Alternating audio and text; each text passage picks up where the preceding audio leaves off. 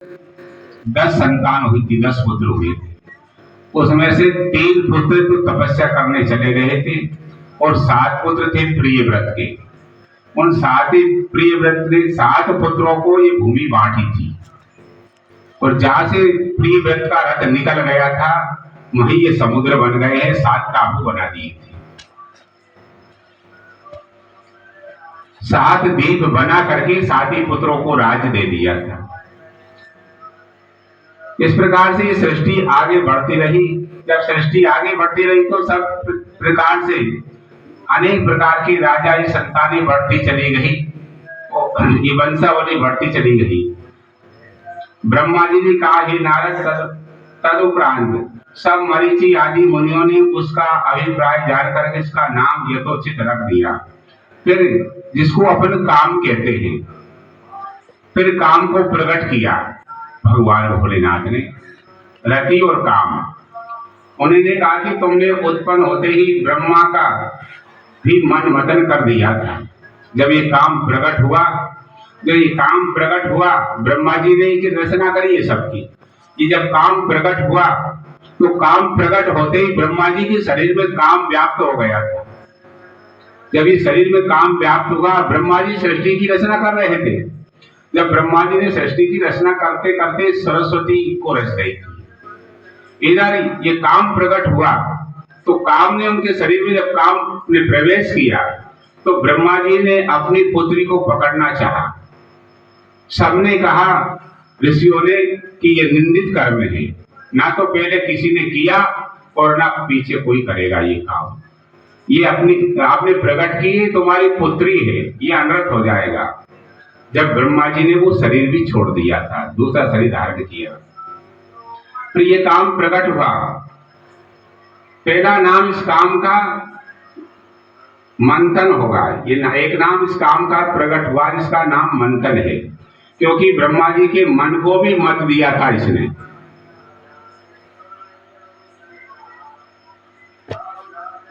तुम्हारे जैसे संसार में कोई नहीं है, और इससे तुम्हारा दूसरा नाम होगा काम, तीसरा नाम तुम्हारा मेदन होगा और चौथा नाम कंदर्प होगा।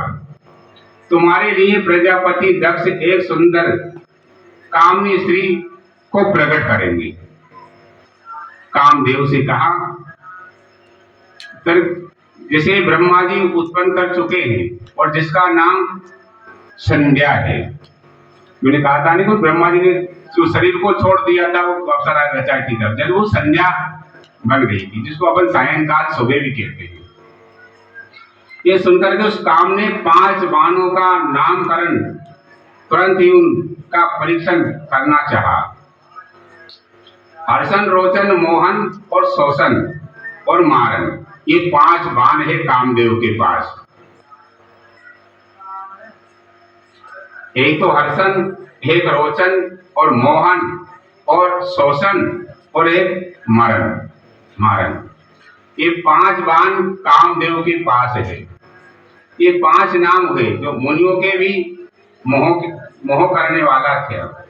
उस समय वहां संध्या भी थी। उसने कहा, अच्छा ऐसे तो मैं ही मोहित करूंगी। उस काम को उस संध्या ने मोहित किया।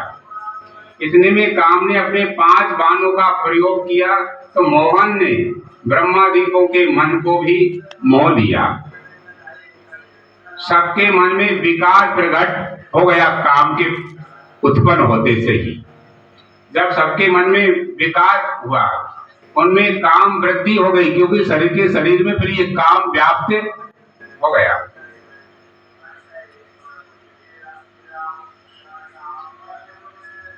मुझ में 49 भाव खड़े हो गए।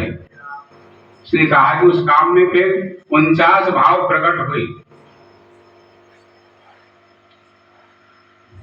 संध्या में भी विकार हो आया। जो वो संध्या थी, जिसको रति भी कहते हैं, कामदेव की पत्नी, संध्या में भी विकार आ गया तथा वे भी ऋषियों को कटाक्ष रूप से देखने लगी, कटाक्ष नैनों से। एक प्रजापति ने भी उसको पाने की इच्छा की, उस स्त्री को, जब मरीचि, अत्रि और दक्ष आदि सब मुनि इंद्रियों के विकार को प्राप्त हो गए, सबकी इंद्रियों में काम विकार फैल गया, तब मुझे और सब मुनियों तथा संध्या को देख करके काम को अपने कर्म में विश्वास हो गया। तब पिता और भाइयों की पाप गति को देख करके धर्म को बड़ा दुख हुआ। इस काम को प्रकट किया जब ये काम शरीर में व्याप गया, जब ये काम शरीर में व्यापा तो उस धर्म को दुख हुआ, क्योंकि जब शरीर के अंदर काम और क्रोध उत्पन्न होता है तो फिर उसे धर्म अधर्म नहीं दिखता है। उस धर्म को बड़ा दुख हुआ इस काम को देख करके। उसने धर्म रक्षक प्रभु शिव जी का फिर सिमरन किया उस धर्म ने।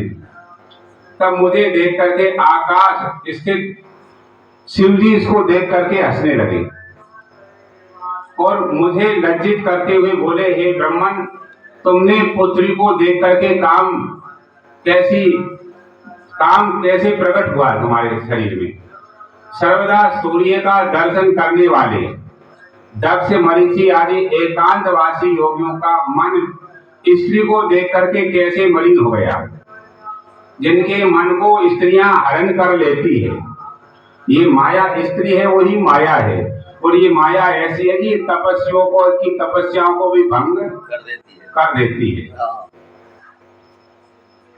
जिनके मन को स्त्रियां हरण कर लेती हैं, उनके साथ शास्त्र संगति कैसे की जा सकती है?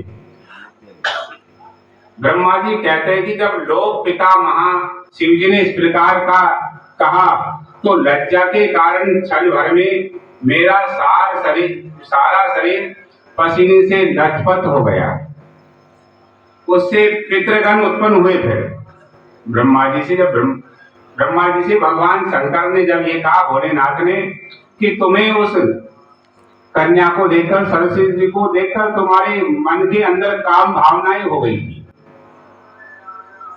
जब ये बात कही तो तुम्हें भगवान भोलेनाथ ने कहा कि तुम्हें उस समय लज्जा नहीं आई। तो ये सुनकर के ब्रह्मा जी के शरीर से पसीना पसीना हो गए ब्रह्मा जी। उससे जो पसीना हुआ था उसी से पितृगण उत्पन्न हो गए ब्रह्मा जी के शरीर से। 86,000 वर्ष तक पितर हुए और एक रति नाम की सर्वगुण संपन्न कन्या भी ब्रह्मा जी से उत्पन्न हुई। वो कन्या जो मुनियों के मन को मोहने वाली थी और जिसका लोक विख्यात रति नाम हुआ उसका। ये दोनों काम और रति, ये दोनों इस प्रकार से प्रकट हुए। उसे देख करके ऋतु आदि भी स्खलित हो गए और उनका वीर्य पृथ्वी पर गिर पड़ा। मतलब ऋतु जो होती है स्खलित, उनका वीर्य भी इनको देख करके, रति को देख करके वीर्य फिसल गया। उनका वीर्य पृथ्वी पर गिर पड़ा, जिससे अन्य और भी पितरों की उत्पत्ति हुई। इस प्रकार संध्या बहुत से पितरों को उत्पन्न करने वाली हो गई है। हे नारद, उसी समय शिव जी तो अंतर्ध्यान हो गए इसको देख करके। उनके वाक्यों से लज्जित हुआ काम पर बहुत क्रोधित हुए शिव जी। मेरे क्रोध होते ही काम ने तुरंत अपना बाण खींच लिया और मैं लज्जित हुई, अग्नि के समान जलने लगा हो। उसने पीड़ित होकर के मेरे तथा अन्य ऋषियों और प्रजापति ने काम को ये श्राप दे दिया था। जब ऋषि पीड़ित होने लगे, क्योंकि सबके हृदय में, सबके शरीर में जब काम व्याप्त हो गया, और जब काम व्याप्त हुआ तो ये सब जो तपस्या करने वाले थे इनको उसने विचलित कर दिया उस काम ने, क्योंकि मन तपस्या में नहीं लगता है। क्योंकि ये संध्या आदि, रति आदि जो स्त्रियां प्रकट हुई, जब ऋषियों के मन को विचलित किया, शिव जी के बाण द्वारा भस्म हो जाएगा।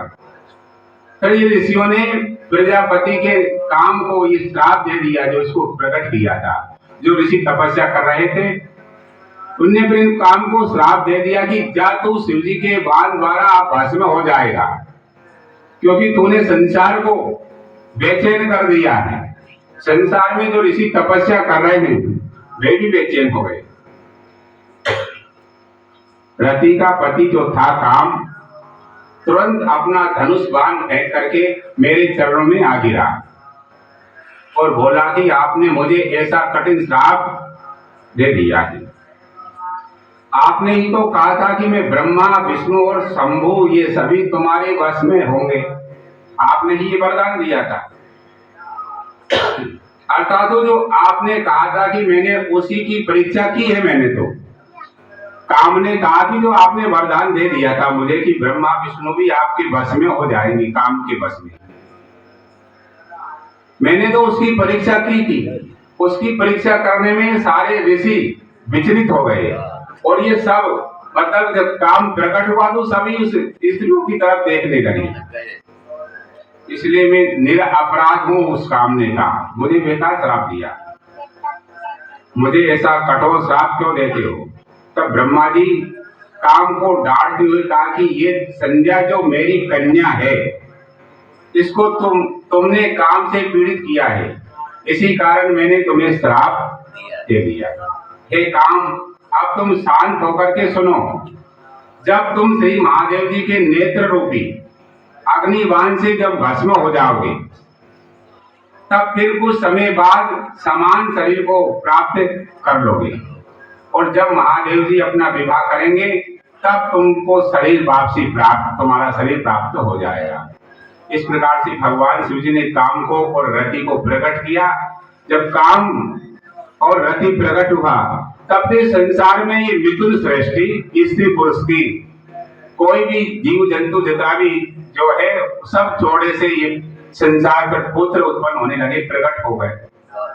पृथ्वी इसी प्रकार से फिर ये आगे बढ़ने लगी। नारद जी बोले, हे ब्राह्मण, इसके पश्चात फिर क्या हुआ वे भी आप कृपा करके सुनाइए, क्योंकि भगवान शंभु के सुंदर चरित्रों को सुनने की मेरी बड़ी इच्छा है। ब्रह्मा जी बोले, हे नारद, जब शिव जी अपने स्थान को चले गए कैलाश और ब्रह्मा भी फिर अंतर ध्यान हो गए, तब दक्ष ने कंदर्प से कहा, कंदर्प, तुम्हारे ही समान गुण वाली मेरी पुत्री को तुम अपनी पत्नी रूप में ग्रहण कर लो। ऐसा करके के दक्ष ने अपनी देह की पसीने से एक स्त्री को रति नाम से प्रकट किया था। राजा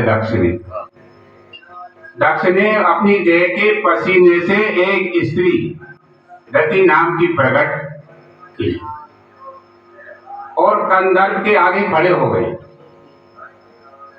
दक्ष की उस परम सुंदरी कन्या से कंदर्प ने विवाह कर लिया, बड़ा प्रसन्न हुआ।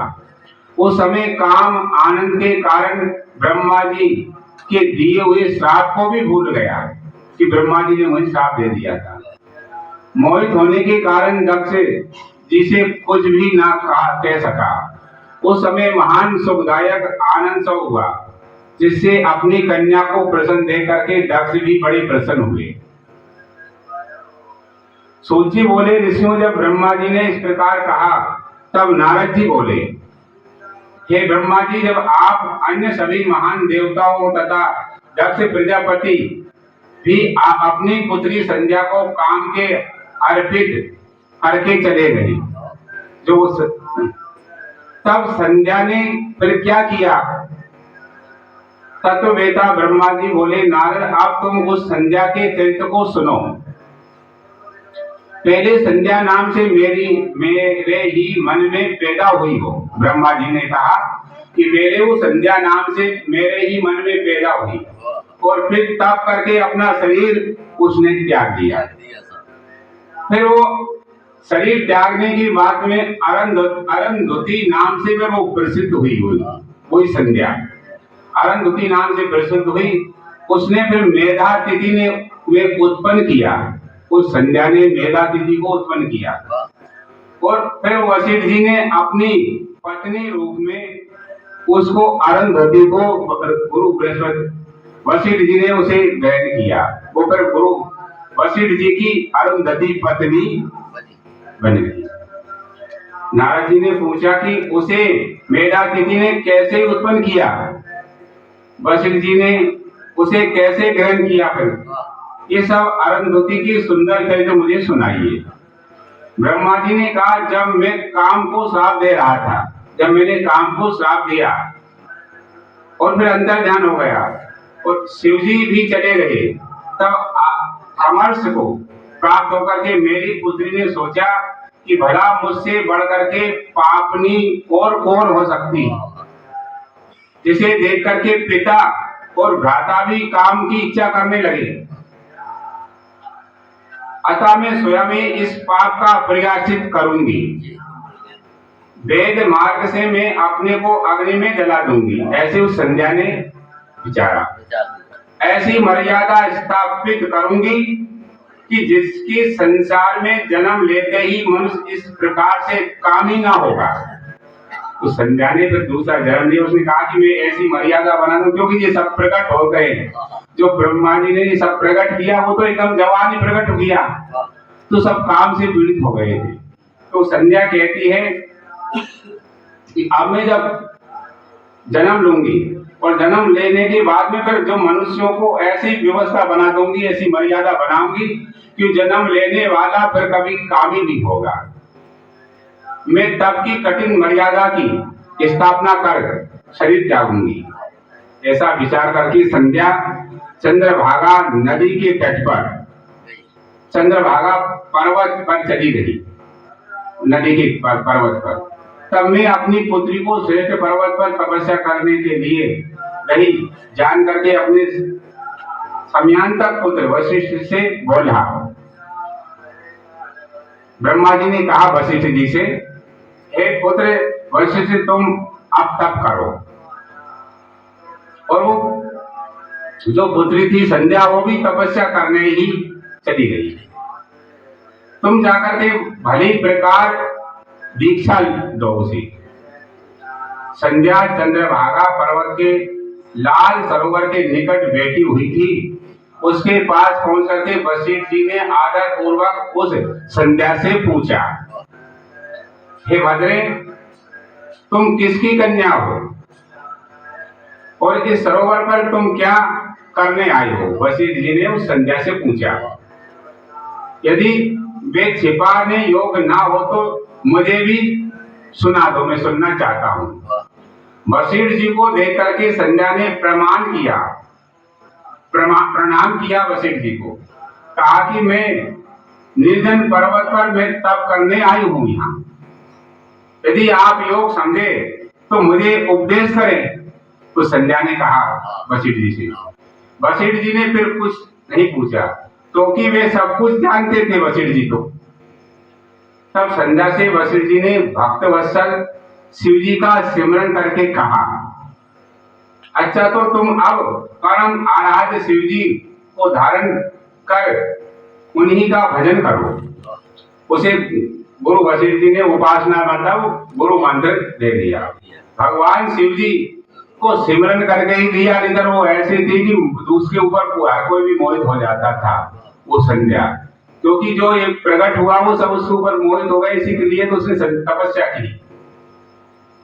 भगवान शिव जी का सिमरन करके और उनने गुरु वशिष्ठ जी ने उससे कहा कि तुम अब भजन करो इस पर्वत पर, इससे तुम्हारे सभी मनोरथ पूर्ण हो जाएंगे। ओम नमः शंकराय नमः, ओम नमः शंकराय। ओम अंत में लगा करके मौन होकर के तप करो, मतलब मौन होकर के करो। ये मन के अंदर ही होना चाहिए मंत्र। जो भी हम जाप करते हैं मतलब जबान नहीं हिलना चाहिए, भीतर से ही ये भीतर जैसे ओम का नाद होता है, इस प्रकार से ये भीतर ही भीतर जबान बंद करके और जो तपस्या की जाती है, जो मंत्र बोला जाता है, उसका और भी ज्यादा अनेकों गुण फल होते हैं। उसके अनुसार मौन होकर के ही स्नान तथा शिव जी का पूजन करना, केवल जल का आहार करना और कुछ नहीं खाना है।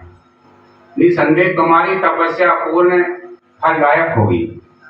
शिव जी तुम्हारे मनोरथों को शीघ्र ही पूर्ण करेंगे। वशिष्ठ जी ने वहां बैठ करके संध्या को तप की सब क्रियाएं भी बतलाई कि तपस्या कैसे करना है। और भगवान वही अंतर ध्यान हो गए। ब्रह्मा जी बोले वशिष्ठ जी के चले जाने पर संध्या ने फिर क्या किया, तो उसने आसन लगाकर कठिन तप करना आरंभ कर दिया। उस संध्या ने वशिष्ठ जी ने जैसा कहा था उसी के अनुसार उसने मंत्र से भक्ति पूर्वक शिव जी का पूजन भी किया और शिव जी से चित्त मतलब मन लगाया। उसको एक चतुर्युग व्यतीत हो गया तपस्या करते करते, मतलब 4 युग बीत गया। एक चतुर्युग मतलब 4 ही युग एक बार बीत गए। हाँ, तब शिव जी ने आकाश में स्थिर होकर के उसे अपना प्रत्यक्ष दर्शन दिया।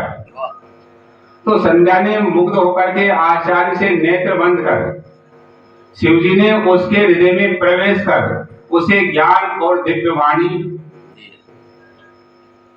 और नेत्र भी दिए। तब वे प्रसन्न हो शिव जी की स्तुति करने लगी, मतलब दिव्य दृष्टि दी उसको, अंतर हृदय में भी नेत्र दिए जिससे भगवान का दर्शन उसे हो गया। शिव जी का दर्शन किया। फिर उसने भगवान की स्तुति की। शिव जी भी प्रसन्न हो गए स्तुति सुनकर के। हे भद्रे, तुम्हारी उस तप और स्तुति से मैं अति प्रसन्न हो गया हूं, जो चाहो वही वर मांग लो। तब महेश को बार बार प्रणाम कर प्रसन्न हो संध्या बोली, हे भगवान, यदि आप मुझसे मुझे वर के योग समझते हैं और यदि मैं अपने पूर्व पापों से शुद्ध हो गई हूं, तो महेश्वर हे देवेश, आप मुझे यही वरदान दीजिए। इस संसार में प्राणी जो उत्पन्न होते ही तुरंत वो कामी ना हो, क्योंकि जो पहले उत्पन्न हुआ था जो काम दृष्टि से मुझे देखा था, वो संध्या कहती है कि मुझे वो पाप लग गया था क्योंकि उन्होंने मेरे को काम दृष्टि से देखा। तो मैं तपस्या करके अब शुद्ध हो गई हूं, मेरे पाप छीन हो गए। अब मुझे ये वरदान दो। संध्या भगवान शिव से कहती है कि जो जन्म लेता है वो जन्म लेते ही कामी ना हो, मुझे वरदान दीजिए, तुरंत कामी ना हो जाए। और दूसरा वरदान ये दीजिए कि यदि मैं तीनों लोकों में विख्यात और व्रत वाली हूं, तो मेरे समान दूसरी और ना हो। जितनी मैं स्वरूपवान हूं, संध्या ने कहा रति ने, मेरे रूप के समान मेरे जैसी और दूसरी जैसी ना हो कोई। ऐसा वरदान भी शिव जी से उसने मांग लिया। यदि मेरी फिर सृष्टि होवे, वे कहीं कामी होकर ना गिरे, और नाथ जो मेरा पति होवे वे अति कामी ना होकर मित्र के समान हो, तथा मुझे जो काम भाव से देखे वे नष्ट हो जाए, अथवा वो नापुंसक हो जावे। इतनी सुंदर थी रति, इसने वरदान मांग लिया रति ने, इस संध्या ने। तब शिव जी ने उसे वरदान दिया कि एवं वस्तु कह करके संध्या से कहा, हे भद्रे, अब से मैं मनुष्यों की 4 आयु किए देता हूं। भगवान शिव ने उस संध्या से कहा कि अब मैं मनुष्य की 4 आयु बना देता हूं, क्योंकि जन्म लेते ही पहले एक कामी हो, उन्हें तो जवान ही प्रकट किया, जो ब्रह्मा जी से प्रकट हुआ वो सब जवान ही हुआ। और जब ये प्रकट हुई संध्या, तो इसे देख के सब काम से पीड़ित हुए। पहले तो शैशव मतलब कुमार, यौवन, और बाद में वृद्ध। जब प्राणी तीसरी अवस्था में यौवन अवस्था जब आती है, यौवन अवस्था को जब प्राप्त हो तभी कामी हो। ऐसा भगवान शिव ने वरदान दिया कि जो बालापन में जो जन्म ले लेता है, जन्म लेते कोई कामी नहीं होगा, तब ये जवान होगा, तभी इसके शरीर में काम व्याप्त होगा। किसी दूसरी अवस्था के अंत में सकाम ना हो। हे संध्या, तेरे तप से मैंने ये मर्यादा जगत में स्थापित कर दी है। अब कोई भी प्राणी उत्पन्न होते ही कामी ना हो सकेगा। साथ ही तू इस त्रैलोकी में ऐसी सती भाव को प्राप्त हो जा जैसी कोई अन्य और दूसरी स्त्री ना होगी। तेरे पति को छोड़ जो कोई अन्य तुझे सकाम भाव से देखेगा वे नापुंसक हो जाएगा। तेरा पति बड़ा भाग्यशाली और 7 कल्प तक जानने वाला होगा। जो वर तूने मांगा वे मैंने तुझे दे दिया। अब मैं तेरे पूर्व जन्म की बात भी कह लेता हूँ। तेरा अग्नि में जल करके शरीर त्यागना निश्चित हो जाएगा। देख, मेधातिथि 12 वर्ष से एक यज्ञ कर रहे हैं जिसकी अग्नि बड़े जोर से जल रही है। उस ऋषि ने जो तब 12 साल से लगातार यज्ञ चल रहा है। मेधातिथि ऋषि उसी जलती हुई अग्नि में शीघ्र ही तू प्रवेश कर जा, उस संध्या से कहा भगवान शिव ने। इसी पर्वत के नीचे चंद्रभागा नदी के तट पर तपस्वियों का एक आश्रम है जिसमें मेधातिथि के यज्ञ में प्रवेश कर तो उसकी प्रपुत्री होगी। मेधातिथि की मतलब मेधातिथि है, इसमें मेघा ऋषि की तो पुत्री होगी। तुझे जैसा स्वामी चाहिए उसका मन में संकल्प कर ले तो अपने शरीर को अग्नि में गिरा दे। जैसा तुझे पति चाहे वैसी भावना करके वैसे ध्यान करके अपने शरीर को अग्नि में जला दे। जब तू 4 युग के पश्चात सतयुग व्यतीत होने पर पुनः घोर तप करेगी, तब त्रेता के प्रथम भाग में दक्ष की कन्या होकर तो योग व्याही जाएगी। तेरे और भी बहुत सी बहनें हो जाएगी जिनमें से तेरे पिता दक्ष 27 कन्याओं को तो चंद्रमा को दे देंगे। राजा दक्ष की बनेगी ये मतलब सती नाम से। ये 27 कन्या तो चंद्रमा को दे देंगे राजा दक्ष, भगवान शिव ने कहा उस मेधातिथि से। किंतु चंद्रमा उन सबको छोड़कर के केवल रोहिणी से ही बहुत प्रसन्न रहेगा। इससे क्रोधित होकर के तेरे पिता दक्ष चंद्रमा को श्राप दे देंगे। जो 27 नक्षत्र है, 27 जो नक्षत्र है, ये 27 नक्षत्र है चंद्रमा की पत्नियां ही है। ये 27 नक्षत्र 12 महीना। हाँ, जो राजा दक्ष की कन्याएं थी ये जो चंद्रमा को 27 ही विवाह दी थी। ये 27 में से चंद्रमा रोहिणी से ज्यादा प्रेम करते थे। ये राजा दक्ष ने इनको श्राप दे दिया था। रोहिणी से ज्यादा प्रेम करते थे तो चंद्रमा को श्राप दे दिया था। ऐसा कहकर के शंकर जी पर अंतर्ध्यान हो गई। ब्रह्मा जी बोले, हे नारद जी, जब संध्या वहां से उठकर के मेधातिथि के यज्ञ में पहुंची परंतु वहां उसे किसी ने नहीं देखा, तब वे अपने उपद्रष्टा ब्रह्मचारी वशिष्ठ जी का सिमरन कर उन्हीं अपना पति स्वीकार कर यज्ञ की बढ़ी हुई अग्नि में वो संध्या कूद गई।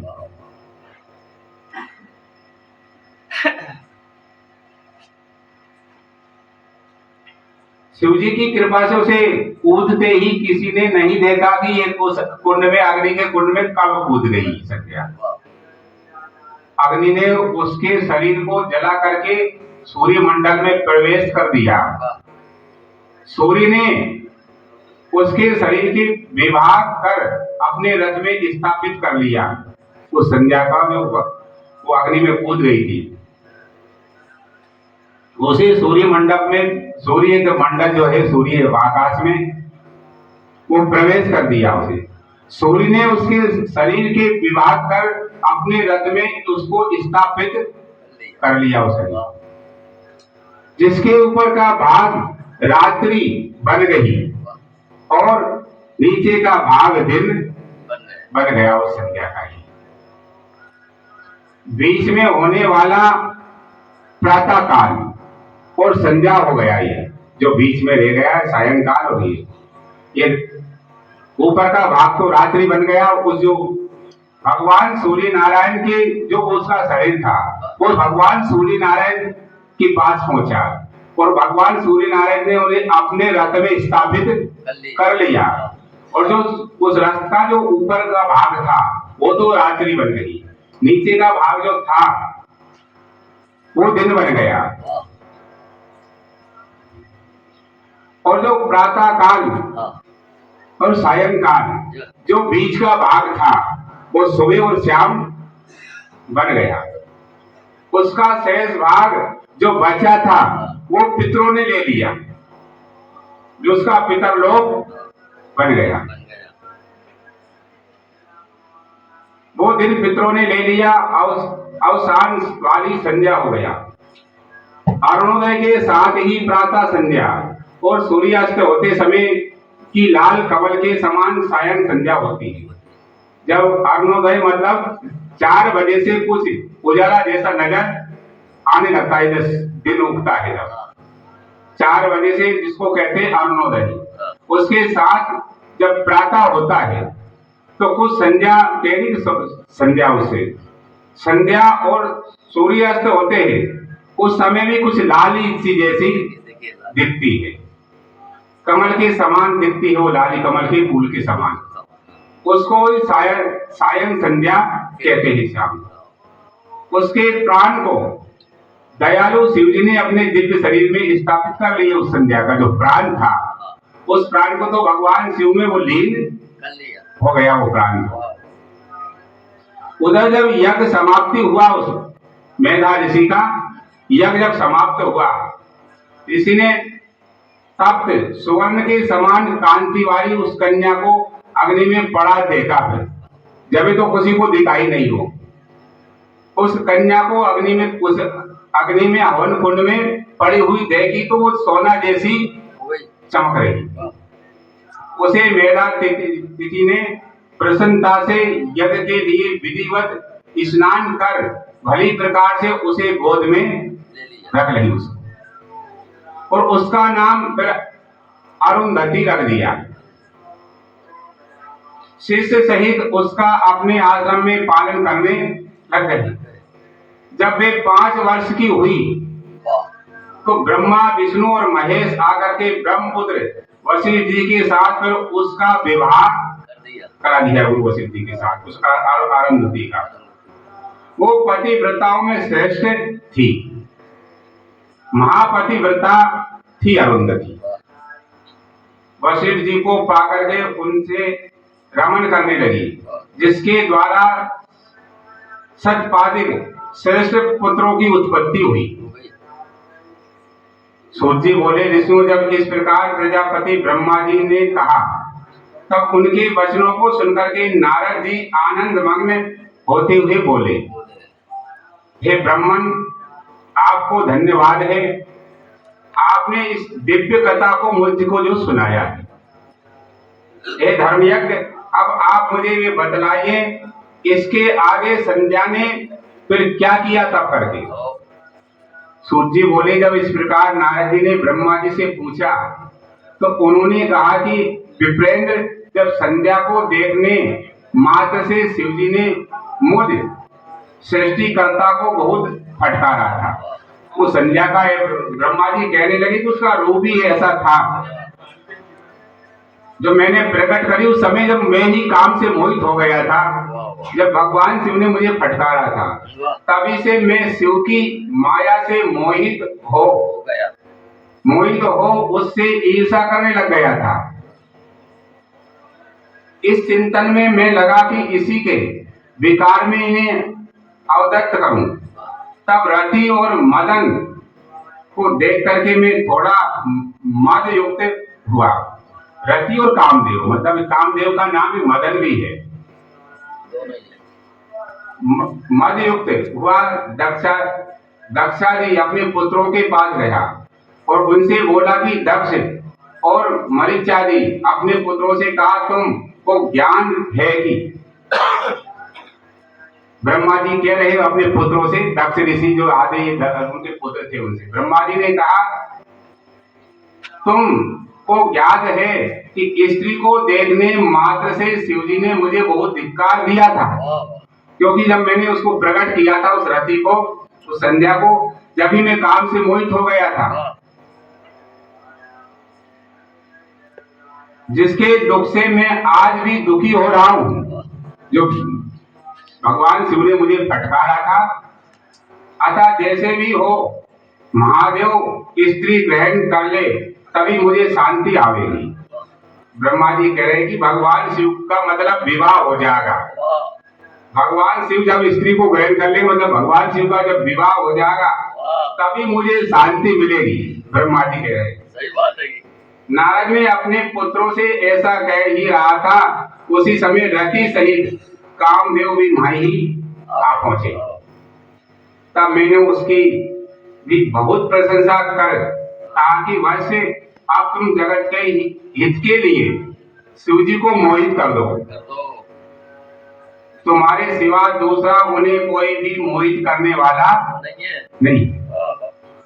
महादेव जी पर अनुराग करने से तुम्हारे श्राप की जो शांति हो जाएगी, क्योंकि भगवान शिव ने तुम्हें श्राप दिया था।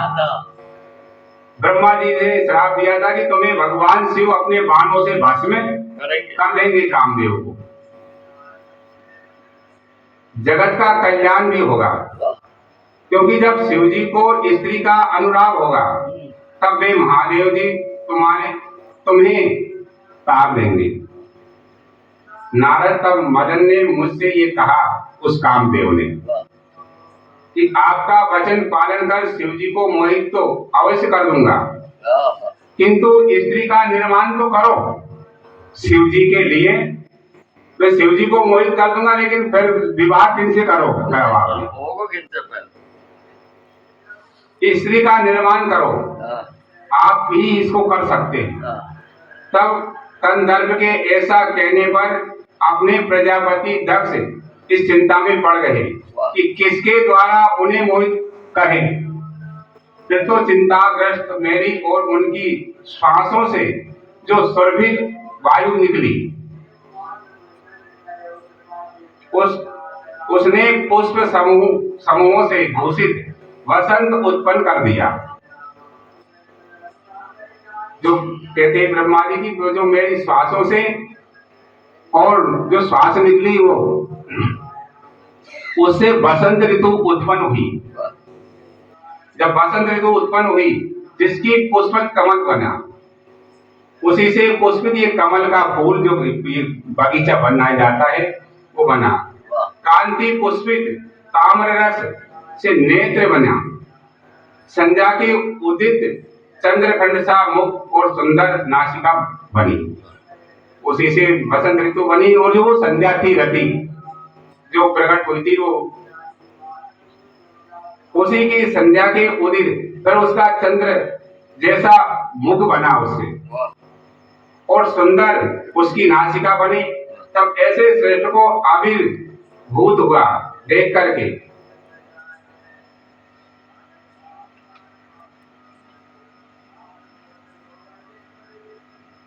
जब हिरण्यगर्भ मदन से कोमल वचनों में कहा, वो कामदेव से, हे कामदेव ने कहा, मैं मनमत तुम सर्वदा काम के संचार हो, सब देवता तुम्हारी अनुकूलता करेंगे।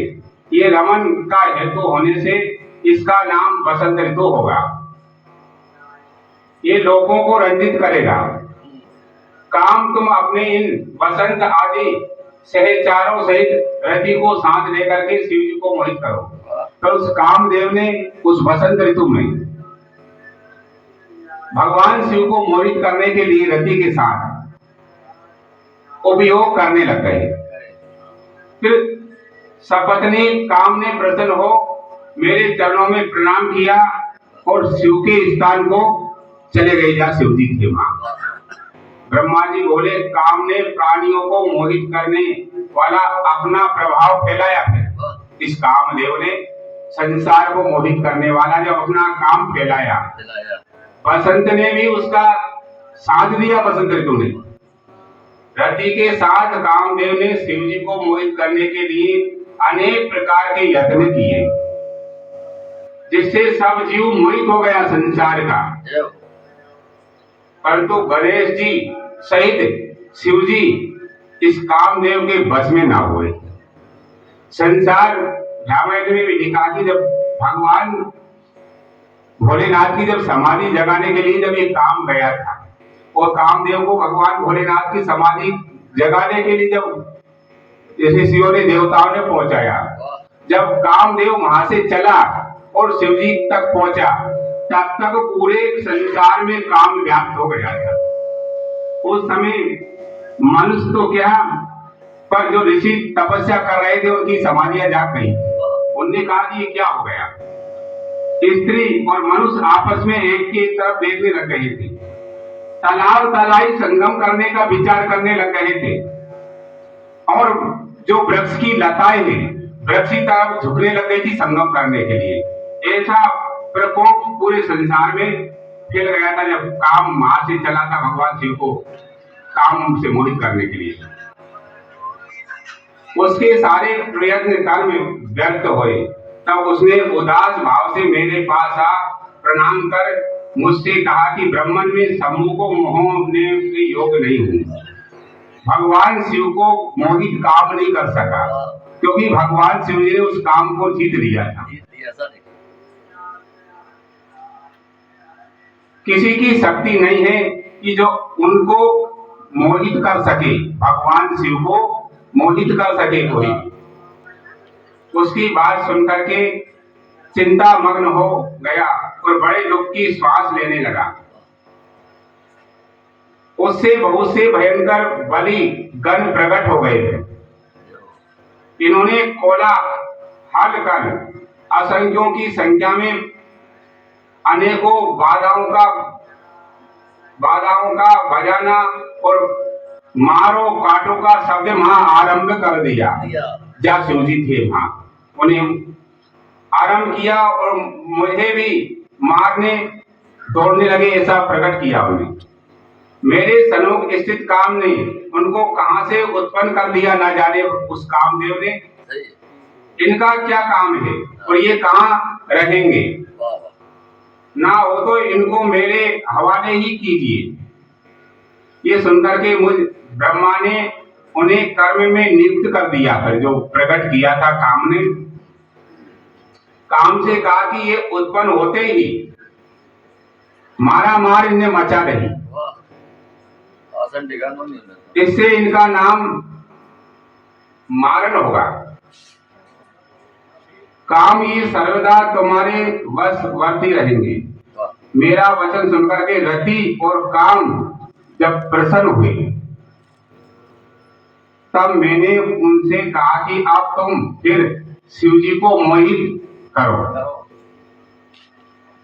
काम ने कहा कि मैं आपकी आज्ञा को अपना गौरव समझकर जाऊंगा अवश्य, किंतु ये निश्चित है कि उनको मोहित नहीं कर सकता है कोई भी भगवान शिव,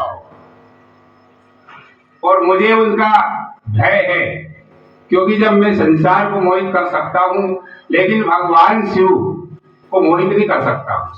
और अब मुझे उनका भय हो गया। कामदेव ने कहा अब मुझे उनका डर लगने लग गया, मतलब भगवान शिव से। कहीं मेरे शरीर को ऐसा ना हो कि भगवान शिव भस्म कर दे।